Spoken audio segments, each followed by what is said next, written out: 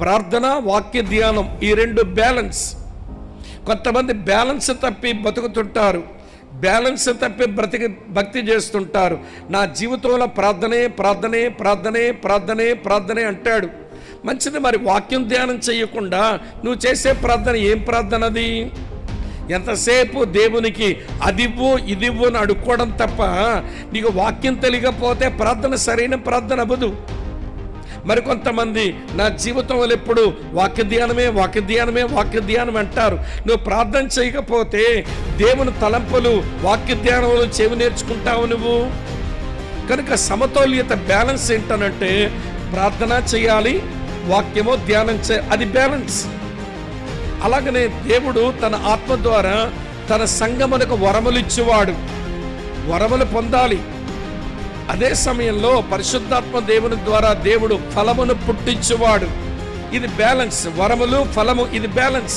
కొంతమంది ఈనాటి క్రైస్తవులు మేమంతా వరాలతోనే పనిచేస్తామండి, మాకు ఆ వరం ఉంది ఈ వరం ఉంది అని చెప్పుకొని తిరుగుతారు. వీళ్ళని ఇంగ్లీష్లో క్యారిస్మాటిక్స్ అని అంటారు.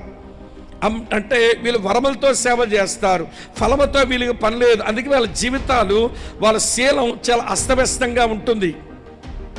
మరికొంతమంది ఎట్లయినారంటే మేమంతా ఫలమేనండి, మాకు వరములతో పని లేదని అంటారు. వీళ్ళు ఇంగ్లీష్లో నాన్ కారిస్మాటిక్స్ అని అంటారు. వీళ్ళు క్యారిస్మాటిక్స్ కాదు, ఫలముతో పనిచేసే వాళ్ళు అని అంటారు. అమ్మ వింటున్నారా? దేవునిలో ఉన్న సమతౌల్యత ఏంటనంటే వరమునిచ్చేవాడు ఆయనే, ఫలమును పండించేవాడు ఆయనే. వరముతో సంఘం లోపల ఉన్న వాళ్ళకి సేవ చెయ్యు, ఫలముతో సంఘం బయట ఉన్న వాళ్ళని ప్రభు దగ్గరకు ఆకర్షించు. అది బ్యాలెన్స్. ఇదంతా మీకు ఎందుకు చెప్పానంటే ఈ రోజున చాలా మంది దేవుని పిల్లలు వాళ్ళు బ్యాలెన్స్ లేకుండా భక్తి చేస్తున్నారు. ఇప్పుడు నేను చెప్పాలనుకుంటున్న బ్యాలెన్స్ ఏంటనంటే దేవుడు భాగ్యాలు ఇచ్చాడు, అనుభవించండి. దేవుడు బాధ్యతలు ఇచ్చాడు, భరించండి. సువార్త దళంలో మన సంఘాలలో దేవుడు కొన్ని భాగ్యాలు మనకిస్తాడు, ఎంజాయ్ చేయండి. సేవకుల పరిచర్య, వాక్య పరిచర్య, ప్రార్థనా సహాయం, కష్టమంటే నష్టమంటే, సుఖమంటే దుఃఖమంటే సావాసము, సేవకులు వస్తారు, అది మీ భాగ్యం, అనుభవించండి. మరి అదే సమయంలో సువార్త దళంలో మీకు కొన్ని బాధ్యతలు ఉంటాయి, మరి బాధ్యతలు భరించరేమి? మీరేమనుకోకపోతే చెప్పనా, భాగ్యాలు మాత్రమే అనుభవించి బాధ్యతలు భరించిన క్రైస్తవులు బరితెగించిన క్రైస్తవులు. ఈ బరితెగించిన మంద ఇలాంటి ఎవాంజలికల్ గ్రూపులో కూడా ఉండడం చాలా విచారకరం. వీళ్ళకి ఏ బాధ్యత పట్టదు. ఉదాహరించమంటారా? ఈ రోజున కుర్చీల మీద కూర్చున్న వాక్యం వింటున్నావుగా, కింద వేసిన బరకాల మీద కూర్చున్న వాక్యం వింటున్నావు. కూర్చొని విను, తప్పేం కాదు. కాకపోతే ప్రశ్న ఏంటనంటే ఎవరు వేసిన కుర్చీ అని 3 రోజులు కూర్చున్న వాక్యం విన్నాను, ఎవరు పరిచిన బరక అని చెప్పి 3 రోజులు కూర్చున్న వాక్యం విన్నాను అని ప్రశ్నించుకొని ఒక పూట నువ్వే ముందొచ్చి నువ్వు కూడా కుర్చీలు వేసి నువ్వు కూడా బరకాలు వేస్తే భాగ్యాన్ని అనుభవించడం, బాధ్యత భరించడం రెండూ నీకు వచ్చాయి అన్నమాట. నువ్వు చాలా సమతౌల్యత గల క్రైస్తవుడివి, నువ్వు చాలా సమతౌల్యత గల క్రైస్తవురాలివి.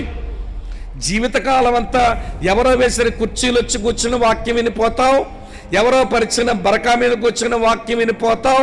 నువ్వు ఎప్పుడు ఏ పని చెయ్యవు. నువ్వు ఎవరో తెలుసా? బరితెగించిన క్రైస్తవురాలివి. నువ్వు బరితెగించిన క్రైస్తవుడు. నువ్వు నీకు భాగ్యాలు అనుభవించడమే వచ్చు తప్ప బాధ్యతలు మోయటం నీకు రాదు. వింటున్నారా లేదా? 1 గంట అయిన తర్వాత మనమంతా భోజనాలకు వెళ్ళి భోంచేస్తాం. ఎవరు వండిన వంటలను తినడానికి వచ్చావు?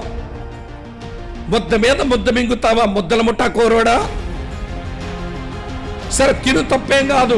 కానీ మరోసారి మన కూడికలైనప్పుడు ఆ వంట పనుల్లో, ఆ కొనుగోలు చేయడంలో, పాత్రలు కడగడంలో, ఎవడు పొడ్డించడంలో పాలు పంపులు పొందకపోతే నువ్వు బతికించినోడు కాదు. వింటున్నారా లేదా? కొంతమందికి ఏమో భాగ్యాలు అనుభవించడం వచ్చే, బాధ్యతలు భరించడం రాదు. బ్యాలెన్స్ లేదు వీళ్ళ భక్తిలో. మరి కొంతమంది మాకన్నీ బాధ్యతలేనండి, మాకే భాగ్యాలు లేదు, అన్ని పనుల్లో రాయిబాబు అన్న మమ్మల్ని పెట్టేస్తాడు, నలిగిపోతున్నాం, విసిగిపోతున్నాం, కుంగిపోతున్నాం అని ఊసరామంటూ మొదలష్ట మొఖాలు వేసుకుని పనిచేస్తారు వీళ్ళు. వీళ్ళ సంగతి ఏంటో చెప్పనా? వీరికి భాగ్యాలు లేవట, కేవలం బాధ్యతలే ఉన్నాయట. ఇలా అనుకుని మీరు సేవలో ఉంటే వీళ్ళెవరో తెలుసా? బానిస బతుకుతున్న బానిసలు. భాగ్యాలు ఏం చేయాలి? అనుభవించాలి.